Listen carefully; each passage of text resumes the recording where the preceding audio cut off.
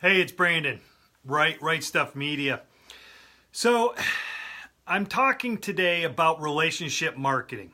And I think the constant conversation that I hear from different people in business is, what should we do? How should we generate leads? And how do we generate referrals? Because I think it's easy to rely upon Google. I think it's easy to rely upon Yelp or do social media posts and develop content.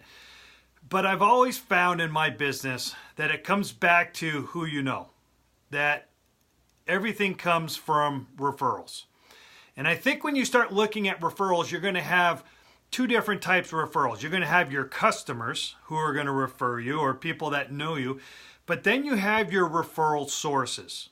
And I think your referral sources are people that are in a similar industry that work with people that you want to get business from or that you want to do business with. And for me, I found that over the years that the cost of relationship marketing gives a larger return than anything else. And I think when you start a business, you start off with your friends, your family, and you start reaching out to those networks. But then as the business grows, we ended up hiring other people, right? We hire someone to go out and do the sales for us. And I think that's one of the things where we start growing a business. Then once we hire someone, that's when we start running into problems, because building relationships is what I would call an art, right? You have to be, I've called this the relationship architect. You have to be likable. You have to know what it is that you're doing. And when we hire someone, do they have the ability to go out and develop those relationships? And so this week I'm going to be talking about relationship marketing, because it's one of those things that is paid off for me. And I think in most industries, we have to find who is it that can send us a constant amount of referrals on a weekly, monthly basis. Because those types right there are all built around what you would do with your normal friends, right? It's the relationship, like, know, and trust. You hear that phrase over and over and over. So here's what I'm going to talk about is where do you find these people? Now, I have not been the type of guy that wants to go to a networking event and really spend my time with other people who are just looking for business. Because if an event is being put on with the wrong purpose of just bringing people together, but there's no system to them getting together and developing leads for each other and building that relationship, then it's a waste of time.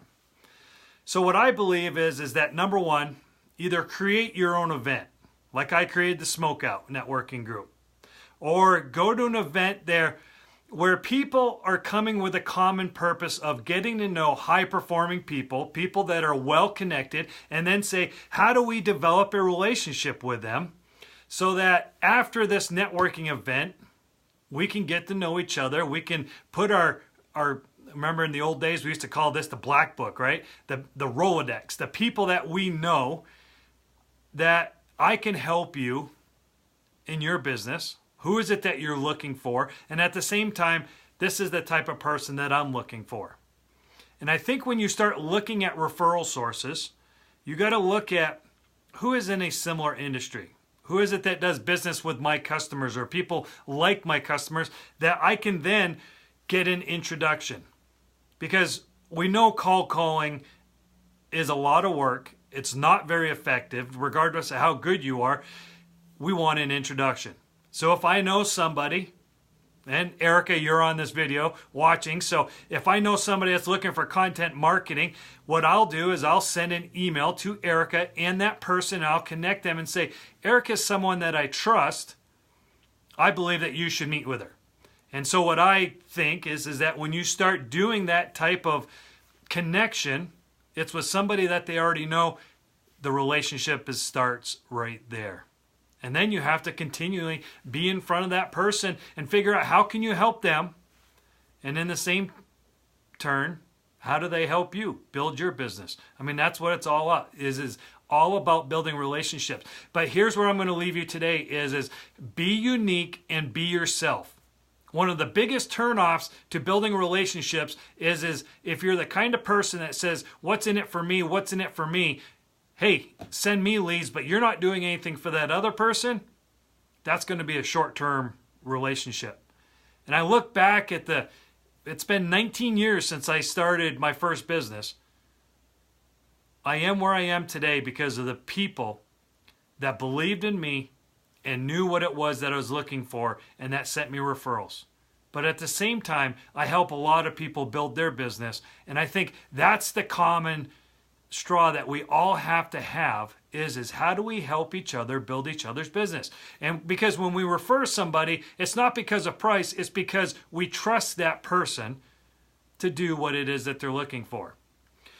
So tomorrow I'm going to talk about the 4 steps that I do to build relationships and how to keep in touch and really just be myself, right? Figure out what is it that they need, how can I help them, and be sincere. Be transparent and authentic about everything that I'm doing and what I'm expecting. And that's how you build relationships.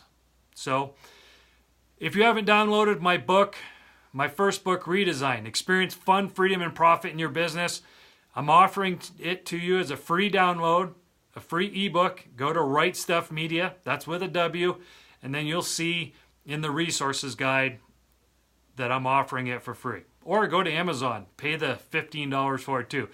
That'll help as well. But during this season, I hope that you're focused on your business and thinking about next year. This is Brandon Wright, Right Stuff Media. Thanks for joining me, guys.